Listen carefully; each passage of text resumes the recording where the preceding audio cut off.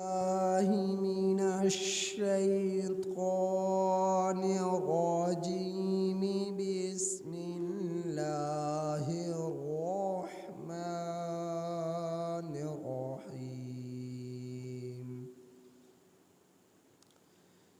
فبما نقضهم ميثاقهم لعناهم وجعلنا قلوبهم قاسية يحرفون الكلم عن مواضعه ونسوا حظا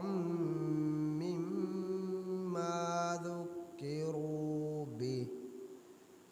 ولا تزال تطلع على خائنة منهم إلا قليلا منهم فاعف عنهم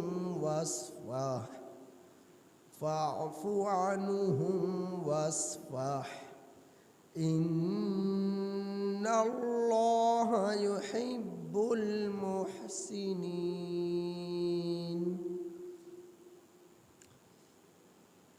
یہ سورۃ المائدہ کی آیت نمبر 13 آپ حضرات کے سامنے تلاوت. اس آیت کریمہ کا ترجمہ یہ ہے: فَبِمَا نَقْضِهِمْ، پس بسبب ان لوگوں کے توڑنے کے، میثاقہم، اپنے وعدے کو، پس بسبب ان لوگوں کا اپنے وعدے کو توڑنے کے، لعناہم، ہم نے ان پر لعنت کی،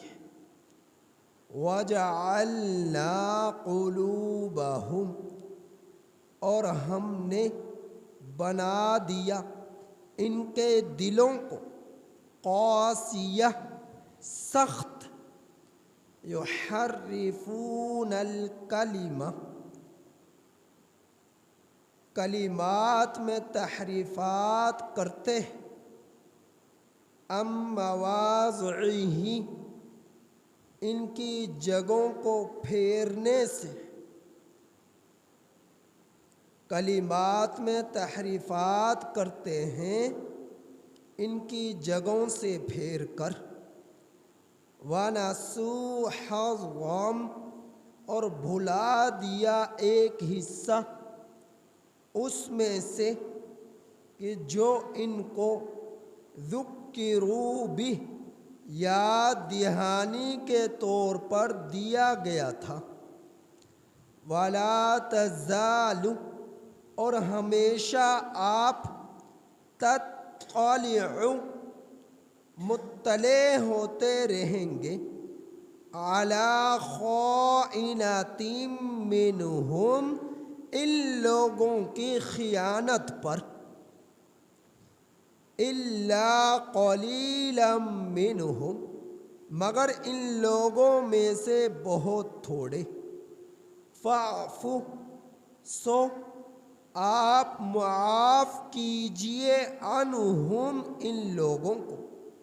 واصفح، اور آپ درگزر کیجئے، ان اللہ، بے شک اللہ تعالی، یحب المحسنین، نیکی کرنے والوں کو پسند کرتا ہے۔ پچھلی آیت کریمہ میں آپ نے اس بات کو پڑھا کہ اللہ رب العزت نے بنی اسرائیل سے وعدہ لیا۔ وعدہ کیا لیا؟ ان سے وعدہ یہ لیا کہ اگر تم لوگ نماز قائم کرتے رہے، زکوٰۃ ادا کرتے رہے، میرے رسولوں پر ایمان لاتے رہے اور میرے رسولوں کی تعظیم کرتے رہے اور اللہ کو قرض حسنہ دیتے رہے تو میں تم سے تمہارے گناہ مٹا ڈالوں گا اور تم لوگوں کو ایسے باغات میں داخل کروں گا کہ جن کے نیچے سے نہریں بہہ رہی ہوں گی جو ان کے حسن میں اضافہ کر رہی ہوں گی۔ لیکن اس کے برعکس جس شخص نے تم میں سے انکار کر دیا نماز کا، زکوٰۃ کا، رسولوں پر ایمان لانے کا، رسولوں کی تعظیم کرنے کا، قرض حسنہ اللہ کو دینے کا انکار کر دیا تو پھر ایسے لوگ راہ راست سے بھٹک جائیں گے۔ تو اللہ رب العزت نے وعدہ جو لیا وہ بنی اسرائیل کے لوگوں نے توڑ ڈالا، نماز کا اہتمام نہیں کیا، توڑ ڈالا، زکوٰۃ کا اہتمام نہیں کیا، توڑ ڈالا، رسولوں پر ایمان لانے کا اہتمام نہیں کیا، توڑ ڈالا، رسولوں کی تعظیم کرنے کا اہتمام نہیں کیا، وعدے کو توڑ ڈالا، اللہ کو قرض حسنہ یعنی غرباء، فقراء، مساکین، محتاج، ضرورت مندوں پر خرچ کرنے سے اپنے ہاتھوں کو روک لیا، وعدے کو توڑ ڈالا۔ تو اللہ رب العزت اسی کا ذکر فرما رہے فَبِمَا نَقْضِهِم مِّيثَاقَهُمْ، بسبب ان لوگوں کے اپنے وعدے کو توڑنے کے، لعناہم، ہم نے ان لوگوں پر لعنت کی، لعنت ایسی کی کہ اللہ رب العزت نے ان لوگوں کو بندر اور خنزیر بنا دیا۔ جو بنی اسرائیل کے نوجوان تھے ان کو اللہ نے بندر بنا دیا اور جو بوڑھے تھے انہیں خنزیر بنا دیا۔ اور پھر ہوتا ایسا تھا کہ کم از کم 3 دنوں تک وہ زندہ رہے بندر بننے کی حالت میں، خنزیر بننے کی حالت میں، اور ایک دوسرے کو پہچانتے تھے، دیکھتے تھے، روتے تھے اور اپنے کیے پر شرمندہ ہوتے تھے۔ لیکن جب اللہ کا عذاب آ جائے پھر اس کا رکنا بہت مشکل ہوتا ہے۔ اب یہ بندر اور خنزیر کیوں بنے؟ عہد کو توڑنے کی بنا پر۔ عہد کیا توڑا؟ نمازوں کا اہتمام نہیں کیا، نماز نہ پڑھنے پر بندر اور خنزیر بن گئے، نماز نہ پڑھنے پر بندر اور خنزیر بن گئے، نماز بالکل چھوڑ دینے پر بندر اور خنزیر بن گئے، زکوٰۃ ادا نہ کرنے پر بندر اور خنزیر بن گئے، رسولوں پر ایمان نہ لانے پر بندر اور خنزیر بن گئے، پیغمبروں کی تعظیم نہ کرنے پر بندر اور خنزیر بن گئے، اللہ رب العزت کو قرض حسنہ نہ دینے پر یعنی غرباء، فقراء، مساکین، محتاج، ضرورت مندوں پر خرچ نہ کرنے پر بندر اور خنزیر بن گئے۔ یہ انہوں نے وعدے کو توڑا تو اللہ نے ان پر اس طرح لعنت برسائی، لعنت برسائی۔ وَجَعَلْنَا قُلُوبَهُمْ قَاسِيَةً، اور ان لوگوں کے دلوں کو سخت کر دیا، سخت کر دیا۔ قاسیہ، قاسیہ سختی کو کہتے ہیں۔ اللہ کے رسول صلی اللہ علیہ وسلم کا فرمان ہے جس شخص کا دل جتنا سخت ہوتا ہے اللہ کی رحمت سے وہ اتنا ہی دور ہوتا ہے، اور جس شخص کا دل جتنا نرم ہوتا ہے اللہ کی رحمت کا وہ اتنا ہی قریب ہوتا ہے۔ تو سخت دل رکھنے والا اللہ کی رحمت سے دور رہتا ہے، اور نرم سے نرم دل رکھنے والا اللہ کی رحمت سے قریب تر رہتا ہے۔ تو اللہ رب العزت نے ان لوگوں کے دلوں کو سخت کر دیا، سختی ایسی کہ نرمی نہ آئے۔ جس طرح کہ آج ہم میں سے کچھ کمزور ایسے دل سخت، ایک دوسرے کے چہرے کو دیکھنا پسند نہیں کرتے، ایک دوسرے کے چہرے کو دیکھنا پسند نہیں کرتے، بول چال کو پسند نہیں کرتے، اور دلوں میں نفرتوں کو بسا کر رکھا۔ سال ہر سال گزر گئے، جھگڑے، دلوں میں حسد، بغض، کینہ، دل سخت ہو گئے، ایسے سخت کہ اذانیں ہوتی رہی، مسجدیں ویران رہی، ایسے سخت کہ ماہ رمضان آتا رہا، روزے چھوٹتے رہے، ایسے سخت چوری کرتے رہے، ایسے سخت بددیانتی کرتے رہے، ایسے سخت نبی کے طریقوں کو پامال اور رونتے رہے، ایسے سخت کہ رشوت کھاتے رہے، دیتے رہے، ایسے سخت کہ سود کھاتے رہے، ایسے سخت بدکاری، بے حیائی، زنا کو عام کرتے رہے، اس قدر سخت ہوئے کہ سال ہا سال گزر گئے، حتیٰ کہ بڑھاپا آ گیا، لیکن اپنے دلوں میں نرمی پیدا کر کر رب کی طرف رجوع نہ کیا، تو ایسے سخت ہوئے۔ تو سخت دل کر رکھنے والے کو اللہ پسند نہیں کرتا، نرمی کو اللہ رب العزت پسند فرماتے، نرمی کو اللہ تعالیٰ پسند فرماتے۔ تو فرمایا کہ اللہ نے ان لوگوں کے دلوں کو سخت کر دیا کہ یحرفون الکلمہ، کلمات میں تحریفات کرتے رہے، ام مواضعہ، ان کی جگہوں سے پھیر کر، کلمات میں تحریفات کرتے رہے، ان کی جگہوں سے پھیر کر۔ اللہ رب العزت نے پیغمبروں کو سینکڑوں پیغمبر مبعوث فرمائے اور پیغمبروں پر کتابیں اور صحیفے نازل فرمائے، تو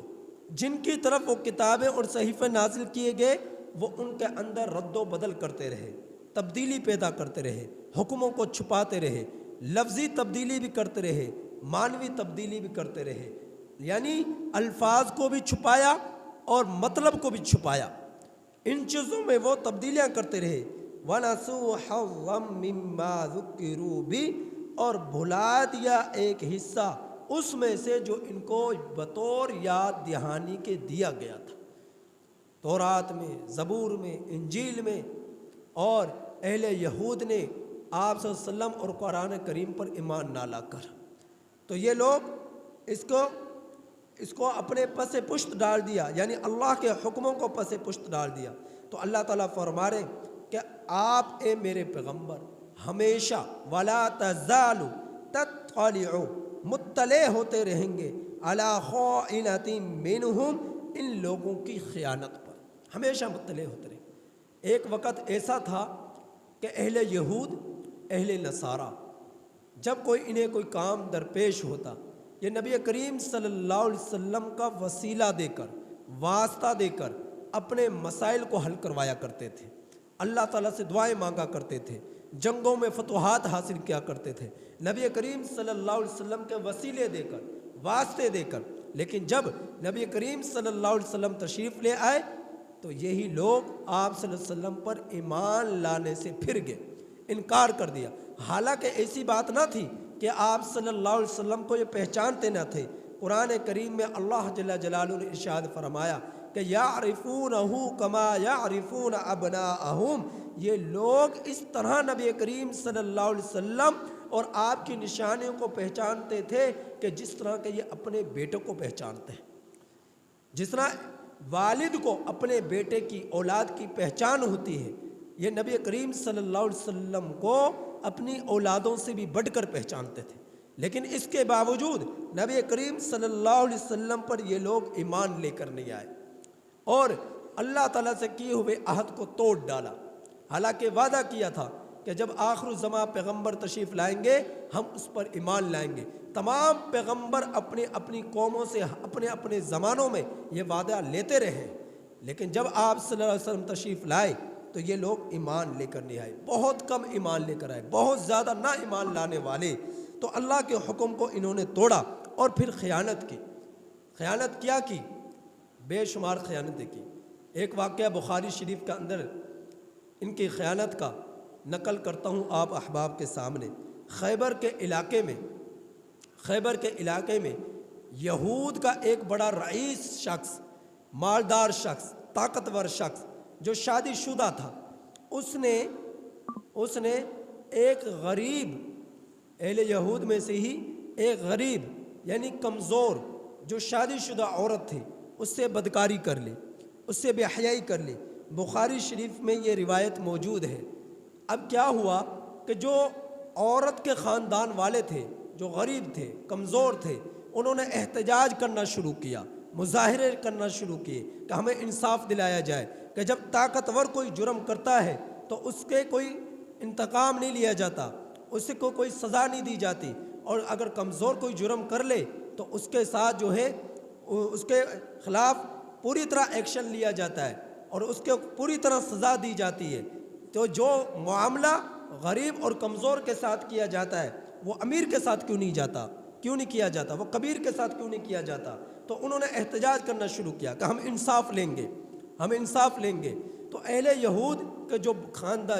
مرد کی طرف سے جو اس کے خاندان والے تھے، برادری والے تھے، انہوں نے کہا یہ لوگ اس طرح چپ نہیں ہوں گے، لہٰذا کیا کیا جائے؟ انہوں نے مشورہ کیا کہ نبی کریم صلی اللہ علیہ وسلم کی شریعت اس میں نرم قسم کے احکامات ہیں، لہٰذا نبی کریم صلی اللہ علیہ وسلم کے پاس جایا جائے اور ان سے جا کر یہ فیصلہ کرایا جائے۔ اور پھر جب یہ فیصلہ ہوا نبی کریم صلی اللہ علیہ وسلم کے پاس جانے کا تو انہوں نے کیا کیا؟ یہ کہا کہ اگر تو آپ صلی اللہ علیہ وسلم فیصلہ کرے رجم کا،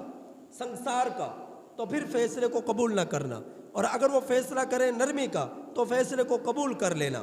تو ان کا ایک شخص تھا ابن سوریہ، فدق کے مقام پر وہ رہتا تھا، تو وہ بھی ان کے ساتھ موجود تھا۔ تو نبی کریم صلی اللہ علیہ وسلم کے پاس یہ سب لوگ آئے تو نبی کریم صلی اللہ علیہ وسلم نے ابن سوریہ سے پوچھا، جو ان کا بڑا عالم تھا، کہ اے ابن سوریہ تو بتا تو صحیح، تورات میں تمہارے لیے ایسا شخص جو شادی شدہ مرد یا عورت زنا کر لے تو اس کے لیے کیا سزا ہے؟ تو اس نے تورات کو پڑھنا شروع کیا،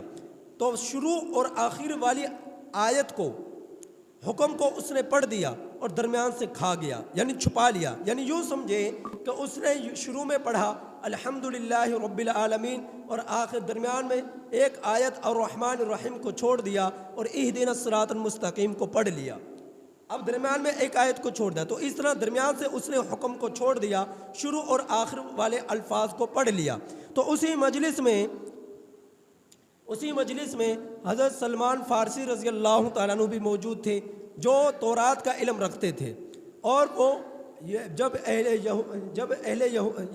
یہودی تھے اسلام لانے سے قبل، تو یہ بڑے عالم تھے، تورات کے بڑا علم ان کے پاس تھا، حضرت سلمان فارسی رضی اللہ تعالیٰ عنہ کے پاس، تو یہ بھی موجود تھے۔ تو انہوں نے نبی کریم صلی اللہ علیہ وسلم کی مجلس میں اٹھ کر فرمایا کہ یہ بدبخت شخص جھوٹ بولتا ہے، اس نے جھوٹ بولا ہے۔ پھر حضرت سلمان فارسی رضی اللہ تعالیٰ عنہ نے پوری آیت، پورے حکم کو پڑھ کر سنایا۔ تو اس طرح اہل یہود خیانت کرتے رہے، یعنی اگر کوئی علم والا ہوتا تو بتلا دیا جاتا، اگر کوئی علم والا نہ ہوتا تو وہ احکامات کو چھپاتے، بددیانتی کرتے، خیانت کرتے۔ تو نبی کریم صلی اللہ علیہ وسلم کے پاس جو آئے تو اسی طرح انہوں نے خیانت کی، حکم کو چھپایا۔ تو حضرت سلمان فارسی رضی اللہ تعالیٰ عنہ کے پاس چونکہ علم تھا تورات کا، تو فوراً مطلع ہو گئے اور آگاہی تھی کہ یہ شخص جھوٹ بولتا ہے۔ تو اس طرح یہ لوگ خیانت کرتے رہے۔ اللہ رب العزت نے فرمایا آپ ہمیشہ مطلع ہوتے رہیں گے ان لوگوں کی خیانت پر، مگر ان میں سے بہت تھوڑے ایسے ہوں گے جو ایمان لانے والے ہوں گے اور خیانت نہ کرنے والے ہوں گے، لیکن بہت زیادہ ایسے ہوں گے جو خائن ہوں گے، بددیانتی کرنے والے ہوں گے۔ لہٰذا تم نے ان سے انتقام نہیں لینا، تم نے ان سے بدلہ نہیں لینا، تم ان کو جو یہ برا کام کریں وہ بتلاؤ، جو یہ بددیانتی کریں وہ بتلاؤ، لیکن ان سے انتقامی کارروائی نہیں کرنی۔ تم نے کیا کرنا ہے؟ فاعف عنہم، سو آپ نے ان کو معاف کرنا ہے، آپ نے ان سے درگزر کرنا ہے، وصفح، آپ نے ان سے درگزر کرنا ہے۔ ان اللہ یحب المحسنین، معاف کرنا نیکی ہے، درگزر کرنا نیکی ہے، اور اللہ رب العزت معاف کرنے والا، نیکی کرنے والے کو پسند فرماتا ہے۔ تو اس آیت کریمہ میں بنی اسرائیل کے ان بدبختوں کا ذکر ہوا کہ نبی کریم صلی اللہ علیہ وسلم کے نشانیوں کو پر دیکھ کر بھی، یقین رکھتے ہوئے بھی جان بوجھ کر ایمان لے کر نہیں آئے، اور تورات کے جو اصل میں احکامات تھے ان کو چھپاتے رہے، بددیانتی کرتے رہے۔ اللہ رب العزت نے ایسے لوگوں کے لیے وعید کا اس آیت کریمہ میں ذکر فرمایا۔ اللہ سے دعا ہے کہ اللہ تعالی عمل کی توفیق نصیب فرمائے۔ الحمدللہ۔